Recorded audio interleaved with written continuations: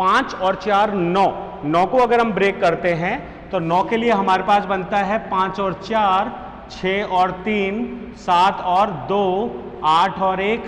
तो 7 और 2, 8 और 1 तो कोई काम के नहीं है, हमारे पास बनेगा 5 और 4 और 3 और 6। तो 5 और 4 का कॉम्बिनेशन है, तो केवल क्या बच जाता है 3 और 6। तो 3 और 6 की संरचना में जो ये बांटेगा उसमें यहां ही दिखा देता हूं।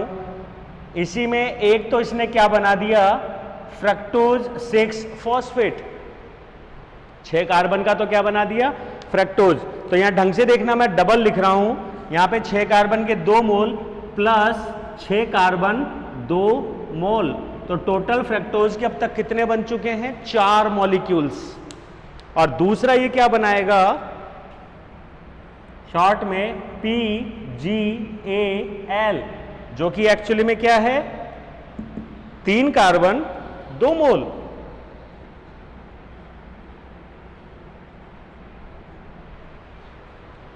तीन कार्बन 2 मोल, ठीक है, ये हो गया।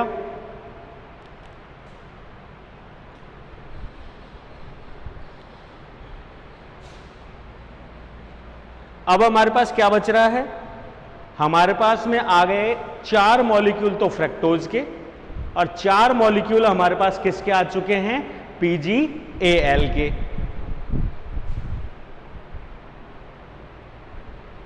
नहीं, PgAl के 2 ही मॉलिक्यूल हैं, क्योंकि 2 मॉलिक्यूल पहले यहां पे प्रयुक्त हो चुके हैं। तो हमारे पास में फ्रक्टोज के तो हैं 4 मॉलिक्यूल और PgAl के जो हैं वो हैं 2 मॉलिक्यूल। अब हम आगे चलते हैं, कितने मॉलिक्यूल है, 2 मॉलिक्यूल। तो यहां पे क्या हो रहा है, PgAl फास्फोग्लिसरॉल्डिहाइड, और ये एक्चुअली में क्या है, ये है 3 कार्बन के 2 मॉलिक्यूल।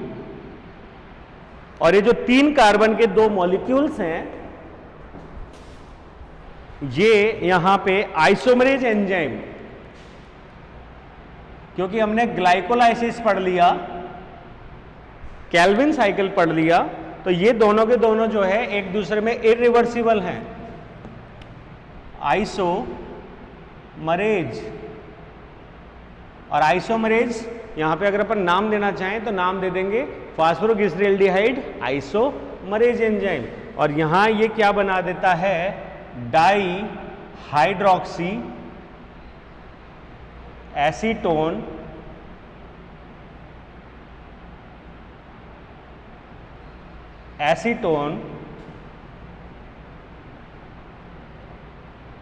फॉस्फेट, जिसे हम बोलते हैं डाई HAP। तो ये भी एक तरीके से उसके सेम है, आइसोमर है, आता है 3 कार्बन 2 मोल, 3 कार्बन 2 मोल, हो गया ये। तो ऐसे में अब क्या होगा, हमारे पास में फ्रक्टोज सेफ है, केवल क्या बच रहा है, 2 मोल इरिथ्रोज, ये PgAl, इसके 2 मोल या 2 मोल डाईएचपी के, दोनों में से कोई भी। तो ऐसे में ये दोनों के दोनों जो हैं वो एंजाइम एल्डोलेज,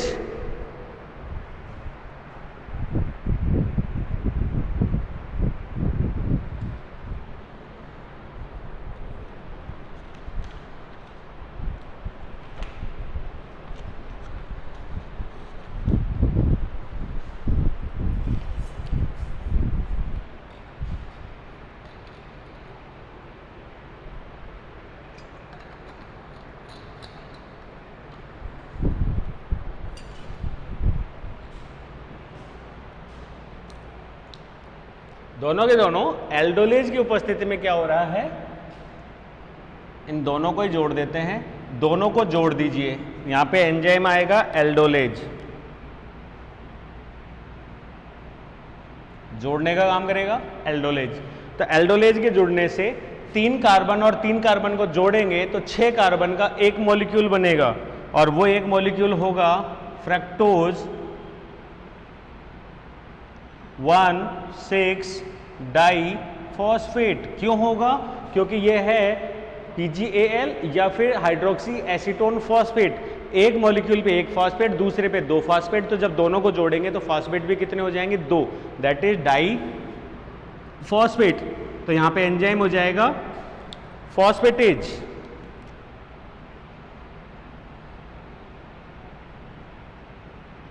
और फॉस्फेटेज एंजाइम में एक PO4 नेगेटिव को रिलीज कर दीजिए तो हमको यहां पे मिलेगा फ्रक्टोज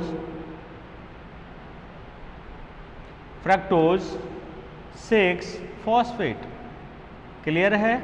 अब अगर आप याद करें तो हमने ये शुरुआत फ्रक्टोज से ही की थी, ठीक है? और अगर फ्रक्टोज से नहीं कर रहे हैं तो यहां पे हम यूज में लेंगे एंजाइम आइसोमरेज, और ये आइसोमरेज इसको चेंज कर देगा किस में? ग्लूकोज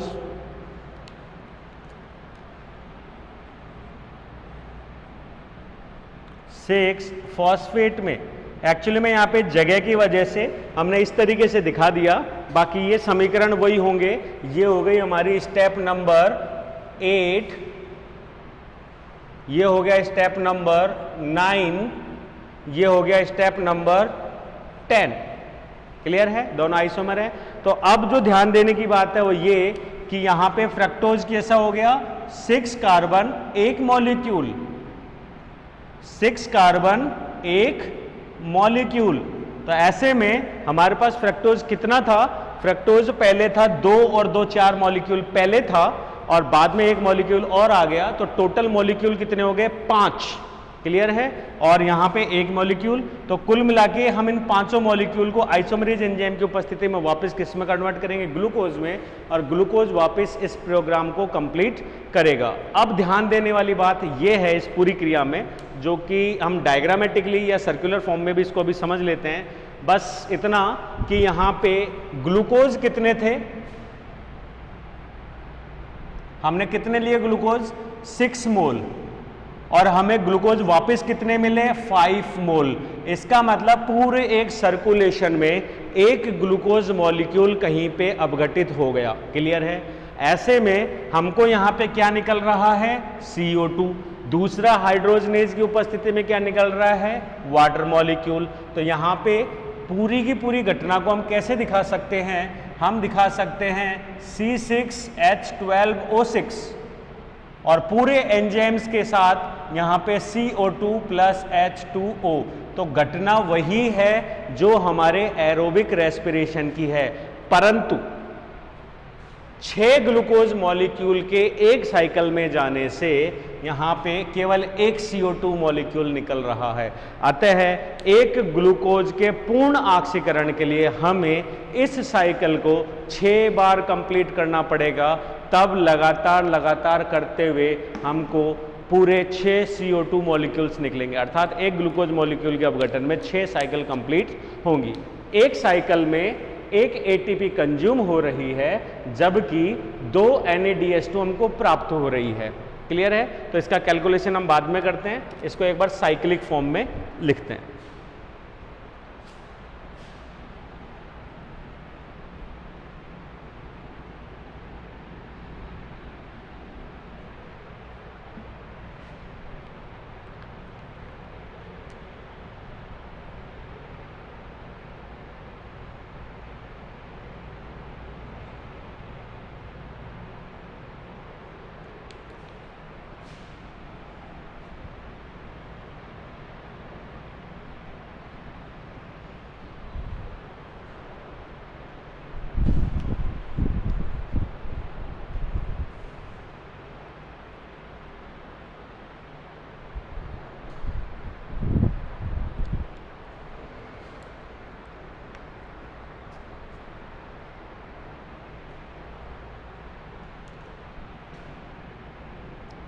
स्टार्ट करते हैं ग्लूकोज से।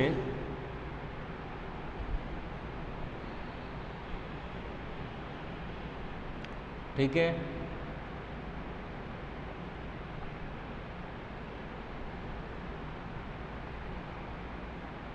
ग्लूकोज 6 फॉस्फेट और ग्लूकोज 6 फॉस्फेट जो है वो कन्वर्ट होता है 6 ग्लूको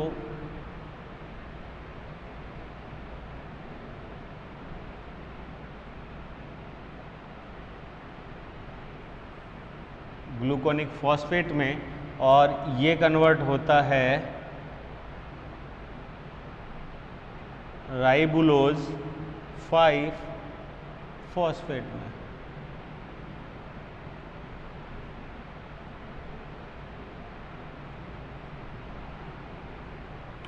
इनके एंजाइम्स लें। स्टेप हमारी है फर्स्ट, तो ग्लूकोज जो है वो हेक्सोकाइनेज,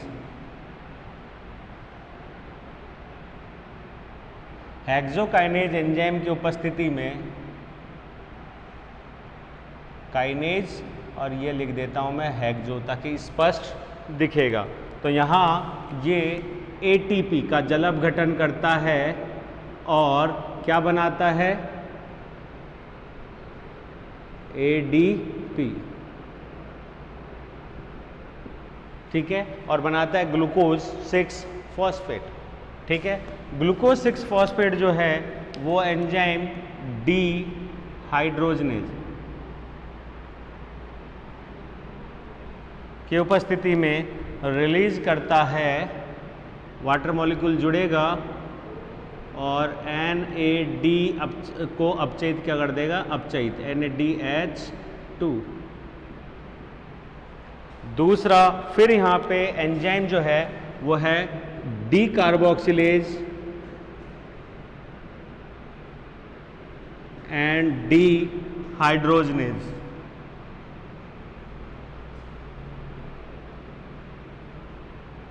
ठीक है, डी हाइड्रोजनेज। तो यहाँ पे NAD जो कि एक ऑक्सीकृत फॉर्म में है उसको ये क्या कर देगा, अपचयित फॉर्म में, क्लियर है। और सबसे मेन चीज यहाँ पे इस वक्त पहली बार एक CO2 मॉलिक्यूल जो है वो क्या होती है, रिलीज होती है। हो गया, ये हमारी स्टेप कंप्लीट हो गई, स्टेप सेकंड और स्टेप थर्ड। राइबोलोज बन गया। अगर इसके मॉलिक्यूल्स की बात करें तो ये हो गया 6 कार्बन, और मॉलिक्यूल कितने यूज में लिए हमने, 6। यहाँ पे अगर आप आते हैं तो यहाँ पे भी 6 कार्बन और मॉलिक्यूल कितने हमारे पास में, 6। ये भी है 6 कार्बन और मॉलिक्यूल कितने हैं, 6 कार्बन। लेकिन यहाँ पे एक CO2 के लाइसिस के कारण जो ग्लूकोज मॉलिक्यूल है कितना हो गया, यहाँ पे 5 कार्बन और मॉलिक्यूल कितने हैं, 6। इन 6 मॉलिक्यूल्स में से 4 मॉलिक्यूल्स जो हैं वो एपिमेरेज एंजाइम की उपस्थिति में कन्वर्ट हो जाएंगे किसमें, जाइलोज। जाइलोज 5 फॉस्फेट,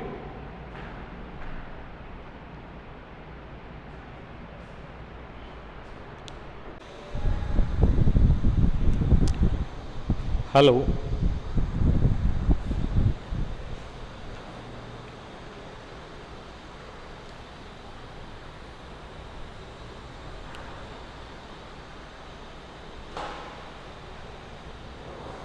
राइबोलोज 5 फॉस्फेट, ठीक है, जो कि 5 कार्बन 6 मोल है। इसमें से हम 4 मोल को आगे लेंगे, 4 मोल तो हमने ले लिए यहां, और 2 मोल जाएंगे दूसरे उत्पाद पे। और यहां पे एंजाइम आ गया एपिमरेज,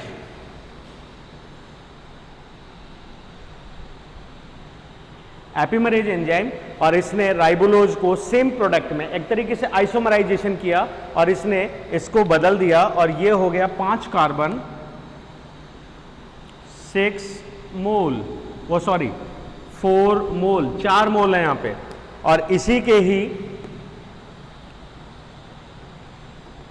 यहां बन गया राइबोज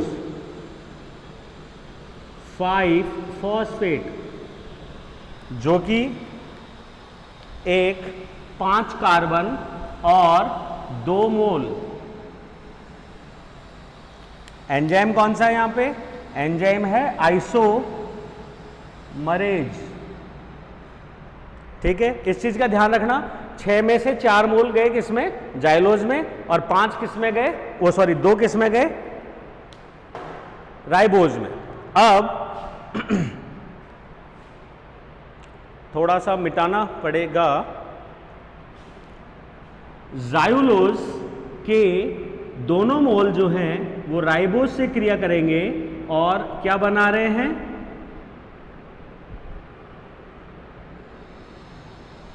PgAl। PgAl। और ये जो राइबोज का रिएक्शन हुई है दैट इज ट्रांस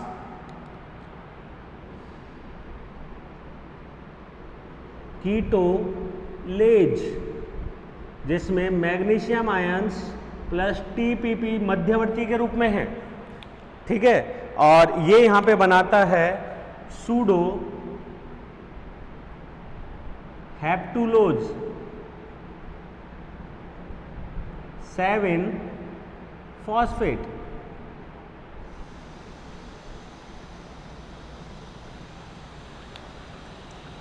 PgAl क्या है?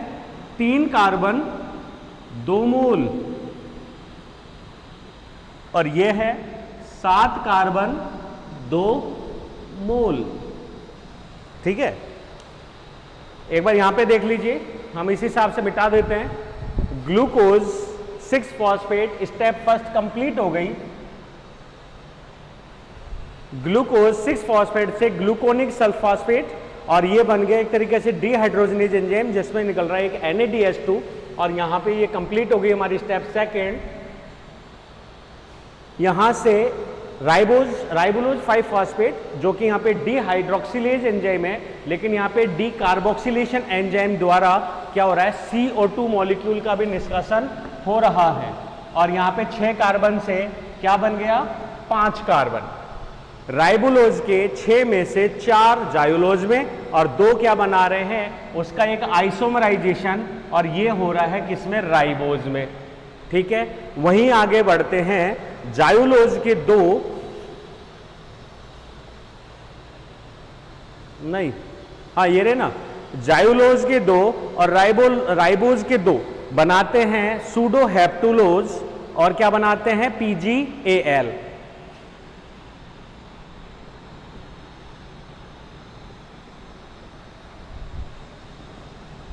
Step 5 complete.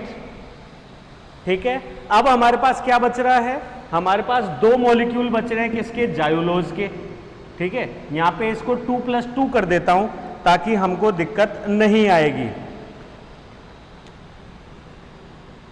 इसको 5 कार्बन 2 मोल प्लस 2 मोल।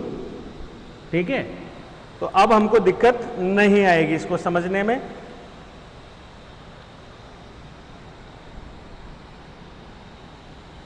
ये हो गया, ये हो गया।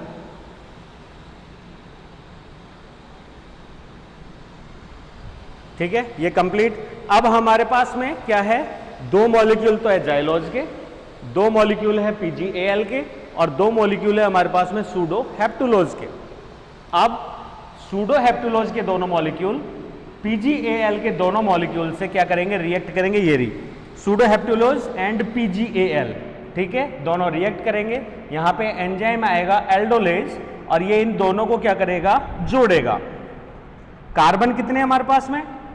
कार्बन है 3, और कार्बन कितने हैं? 7। दोनों जुड़ के कितने हो गए? 10। तो 10 का अगर हम कैलकुलेट करें तो हम इसे तोड़ सकते हैं 5-5 में, हम इसे तोड़ सकते हैं 6 और क्या बोलते हैं 4 में, और हम इसे तोड़ सकते हैं 7 और 3 में। तो 7 और 3 में है। अब हम इसे या तो 5-5 में तोड़ेंगे, या फिर तोड़ेंगे किसमें? 6 और 4 में। तो ये जो सूडो हेप्टुलोज है, इसके 2 मॉलिक्यूल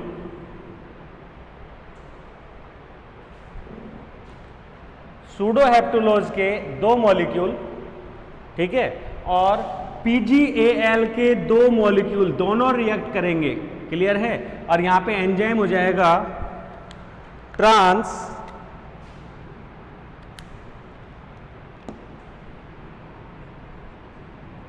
एल्डोलेज, और ये ट्रांस एल्डोलेज एंजाइम जो है वो यहां पे बनाएगा एरिथ्रोज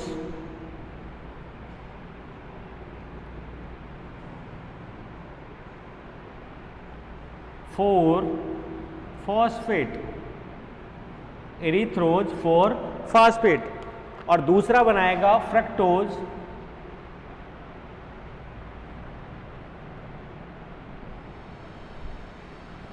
फ्रक्टोज 6 फॉस्फेट।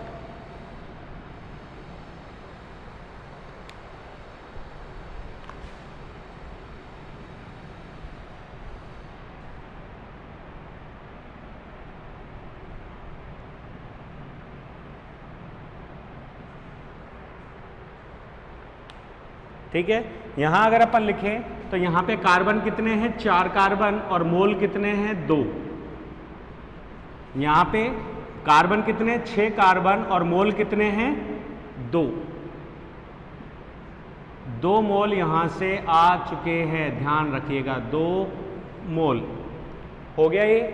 अब ये रिएक्शन कंप्लीट हो गई जिसमें PgAl और क्या बन गया, फ्रक्टोज 6 फॉस्फेट।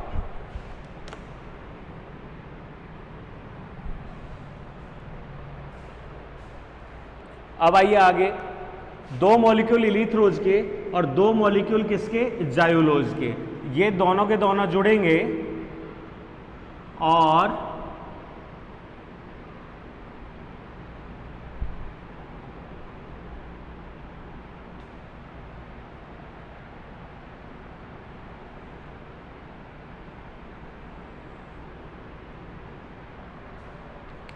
एंजाइम है यहां पे ट्रांस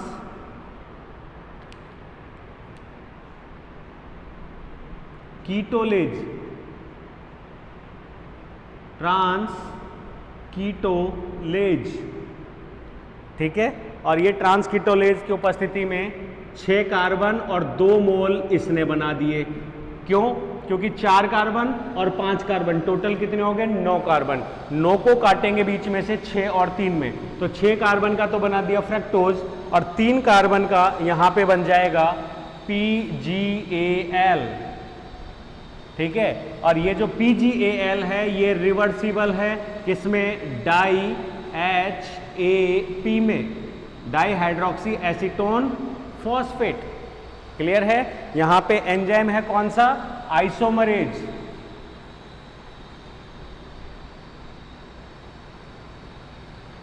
कौन सा एंजाइम है, आइसोमरेज।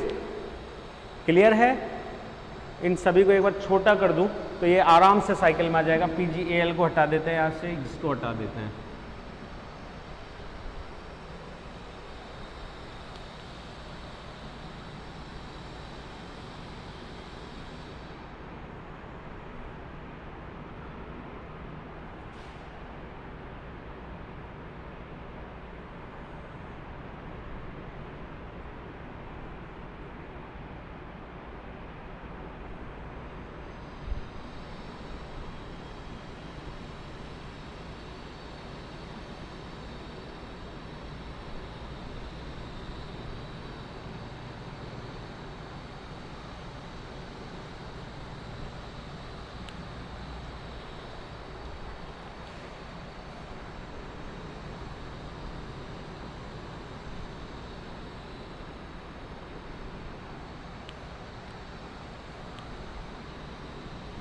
चार कार्बन 2 मोल, 3 कार्बन 2 मोल,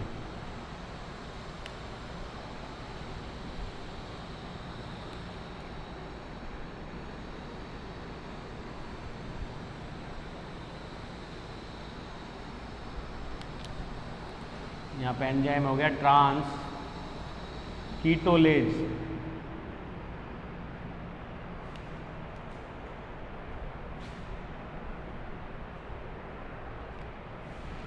ये बनाएगा PgAl, और ये PgAl रिवर्सिबल है, डाई HAPK, ठीक है। और ये दोनों के दोनों ही आइसोमरेज एंजाइम, और दोनों के दोनों कैसे हैं? 3 कार्बन 2 मोल, 3 कार्बन 2 मोल। ये कन्वर्ट होता है फ्रक्टोज 1,6 डाइफॉस्फेट, 1,6 डाइफॉस्फेट। ठीक है, और यहाँ पे एंजाइम आ जाता है, एक तरीके से दोनों को जोड़ रहा है तो एल्डोलेज। ठीक है, और ये फ्रक्टोज 1,6 डाइफॉस्फेट जो है ये बदलता है किस में? Fructose 6 phosphate.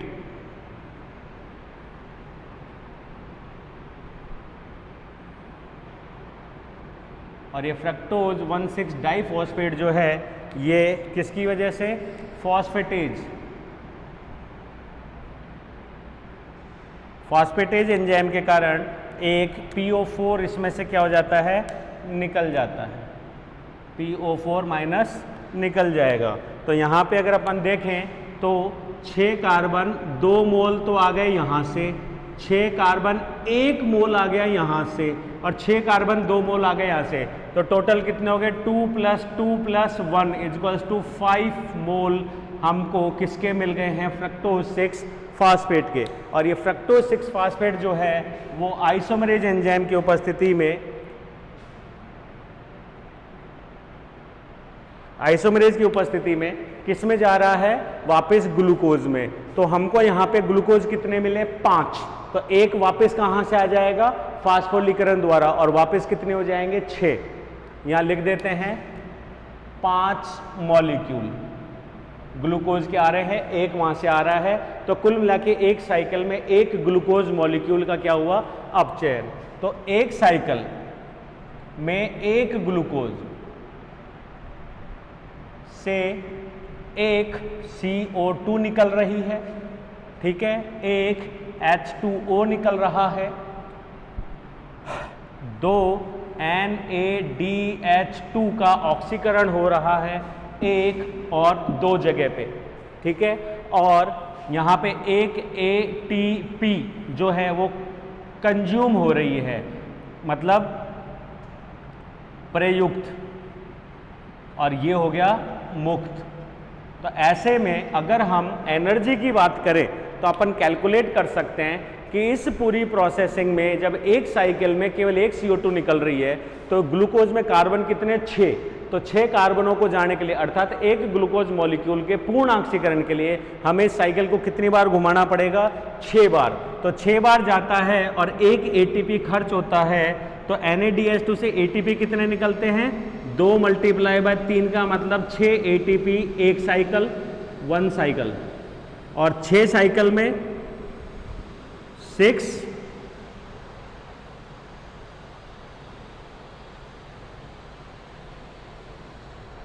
× 6 = 36 ATP। और काम में कितनी आ रही है? एक माइनस हो रही है, -1 ATP। अतः हमको नेट कितना? 35 ATP का क्या हो रहा है? गेन हो रहा है। तो एरोबिक में हमको मिल रही थी लगभग 38, यहां हमको मिल रही है लगभग 35। तो दोनों एक तरह से समान ही है, ठीक है, ये हुआ। अब अगर अपन इसके नामकरण की बात करें, दोनों में अंतर के लिए, तो हमने शुरू में ही कहा था कि इसका नाम क्या है? पेंटोज फॉस्फेट पाथवे, ठीक है, pentose phosphate pathway, that is राइबोलोज की वजह से हो रही है। इस पूरी अभिक्रिया को कंफ्यूज होने की जरूरत नहीं है। इसी को अगर हम केल्विन साइकिल से समझें तो आप एक छोटे से उसमें समझ लेना केल्विन साइकिल से कैसे। केल्विन में हमने क्या किया था? RUMP, ठीक है, RUMP को हमने क्या दी थी? ATP, काइनेज एंजाइम था, 6 मॉलिक्यूल थे, 6 ATP दी, ये बना RUBP, राइबोलोज बाई, और इसी में फिर हमने इसमें 6CO2 ऐड करी थी, जिससे इसका कार्बोक्सिलीकरण हुआ था रुबिस्को से, RUBISCO, रुबिस्को एंजाइम, जो कि राइबोलोज बाइफॉस्फेट, C का मतलब था कार्बोक्सिलेज और O का मतलब था ऑक्सीडेज, जो कि दोनों तरीके की रिएक्शंस कर सकता था। तो रुबिस्को की वजह से यहाँ बना था PGA। PGA में जब हमने यहाँ पे NADH2 12 NADH2 दिए थे तो बना था PGAL, जो कि एक्चुअली में 3 कार्बन के 12 मोल्स थे। इनका बाइफर्केशन हुआ था 2 मोल 5 मोल, 5 के भी हो गए थे 2 और 3 और 3 और 2। ठीक है, ये 3 और 3 मोल मिलके बन रहे थे फ्रक्टोज 1,6 डाई फॉस्फेट PO4, फिर फ्रक्टोज 6 फॉस्फेट, और फिर धीरे धीरे ये किस में कन्वर्ट हुए थे, ग्लूकोज में। तो इस पूरी क्रिया को हमने 5 घटनाओं में बांटा था। पहला रुबिस्को, दूसरा प्रथम उत्पाद, तीसरा PGL का बनना, चौथा ग्लूकोज मॉलिक्यूल की प्राप्ति बन गया। अब फ्रक्टोज के 2 मॉलिक्यूल और PGAL के 2 मॉलिक्यूल यहाँ पे, तो फ्रक्टोज के 6, PGAL के 3, 6 और 3 9, 9 में से ये बने थे इरिथ्रोज 4 फॉस्फेट, और ये बना था जायुलोज।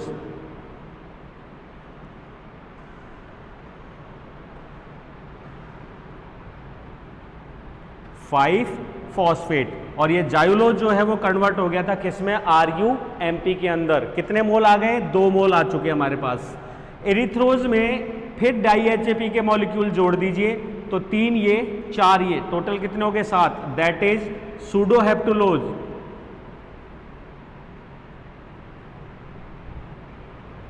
7 फॉस्फेट, सूडोहेप्टुलोज 7 फॉस्फेट, क्योंकि ये डाई था, डाई का फिर फॉस्फेट एंजाइम आया था, उसने इसको बना दिया था बाई, और बाई बनने के बाद ये यहाँ पे कितने कार्बन है, 7 कार्बन, और 3 कार्बन इसके जुड़ गए।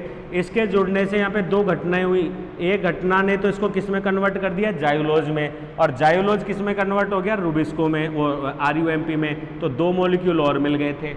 क्लियर है। और फिर इसके बाद में क्या हुआ, यहाँ पे 2 और ये बाद में, तो इसकी वजह से यहाँ बना था राइबोज 5 फॉस्फेट, और ये राइबोज जो है वो वापस यहाँ आ गया, तो 2 मॉलिक्यूल और जुड़ गए। टोटल कितने मॉलिक्यूल्स हो गए थे, 6। ठीक है, तो उसी घटना को उल्टा कर लो। यहाँ पे क्या हो रहा है, अगर आप उल्टा चलो तो ग्लूकोज, ग्लूकोज से फ्रक्टोज, फ्रक्टोज 6 फॉस्फेट, फ्रक्टोज से फॉस्फेट है PGAL और डाई-HAP। डाई-HAP की अगर अपन बात करें तो ये रे रुबिस्को में जायुलोज और PGAL, उसके ब्रेक डाउन करते हो तो सूडोहेप्टुलोज और इरिथ्रोज, इरिथ्रोज और जायुलोज को जोड़ते हो तो क्या बनाता है, राइबोज। जायुलोज और सूडोहेप्टुलोज को जोड़ते हो तो क्या बनाता है, राइबोज। तो एक्चुअली में ये कैल्विन साइकिल का ही एक प्रतिरूप है। ठीक है, रिवर्सिबल, इसलिए कंफ्यूजन नहीं होगा। अगर कैल्विन साइकिल ढंग से पढ़ ली है तो ये आराम से हो जाएगा। तो हमने यहाँ पे एनर्जी कितनी गेन कर ली, एनर्जी गेन हो गई हमारी लगभग 35 ATP, और बाई एरोबिक रेस्पिरेशन हमने कितनी गेन कर ली थी, लगभग 38। तो एक तरीके से समतुल्य ही है, कोई दिक्कत नहीं है। तो हमने यहाँ पे पहला नाम दिया पेंटोज फॉस्फेट पाथवे, क्लियर हो गया। दूसरा हम इसको hexose mono phosphate, hexo mono phosphate pathway के नाम से भी जानते हैं, HMP, दैट इज PPP। ठीक है, तीसरा नाम डायरेक्ट ऑक्सीडेटिव शंट या पाथवे। तो डायरेक्ट ऑक्सीडेशन का मतलब यहाँ पे ग्लूकोज मॉलिक्यूल ना तो ग्लाइकोलाइसिस में गया, ना कोई एस्टाइल कोएंजाइम ए से जुड़ा, ना ही क्रेब साइकिल में पूर्ण हुआ। तो यहाँ पे स्टेप्स भी बहुत कम हो गए, एंजाइम्स भी कम यूज में आ रहे हैं और बहुत फास्ट हो गया, इसलिए हम इसको बोल देते हैं डायरेक्ट ऑक्सीडेशन, और ऑक्सीडेशन भी कंप्लीट हो रहा है। ठीक है, इसके अलावा हम इसको नाम दे सकते हैं फॉस्फेट ग्लाइकोलेट,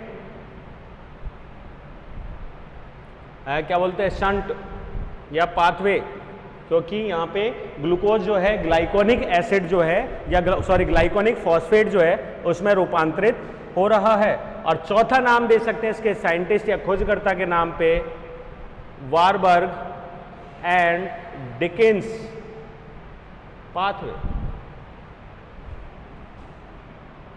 इसलिए इसके नाम, तो ये दोनों इंपॉर्टेंट है जिसके नाम से एग्जाम में पूछा जाता है। तो कुल मिला के हम ये कह सकते हैं कि माइटोकॉन्ड्रिया के बिना भी कोशिका द्रव्य में ग्लूकोज के कंप्लीट ऑक्सीडेशन हो सकता है O2 की प्रेजेंस में, इसलिए हम यहाँ पे इसको डायरेक्ट पाथवे के नाम पे समझते हैं, जो कि एक उसका सब्स्टिट्यूट है अगर किसी कारण से क्रेब्स साइकिल नहीं भी होती है। अर्थात अब तक हम सोच रहे थे माइटोकॉन्ड्रिया में ही हो सकता है, ये माइटोकॉन्ड्रिया के बिना भी कंप्लीट होता है। तो हम ये कह सकते हैं कि जो यंग लीफ है, यंग लीफ या सेल्स में जो ऑक्सीडाइजेशन होता है वो होता है बाय क्रेब्स या एरोबिक रेस्पिरेशन।